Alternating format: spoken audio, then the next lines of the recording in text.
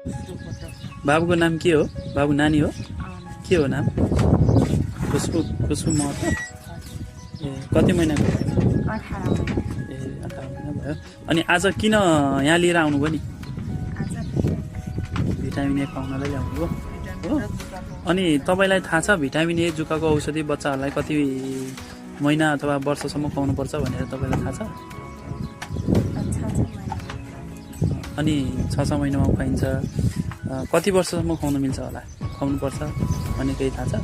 अहिले त ल्याउनु भयो, अब अर्को पटक ल्याउने कि नल्याउने त नि? 24 महिनामा ल्याउने कि नल्याउने? ल्याउने है। अब के बुझ्नु पर्यो भने 6 महिनादेखि 59 महिना 5 वर्षभन्दा मुनिको सम्पूर्ण बच्चाहरूलाई हामीले वर्षको 2 पटकमा जुकाको औषधि र भिटामिन ए खुवाइन्छ है त। त्यही अनुसार तपाईँको बच्चा पनि ल्याउनुपर्छ अनि गाउँघरमा पनि खबर गर्नुपर्छ है त।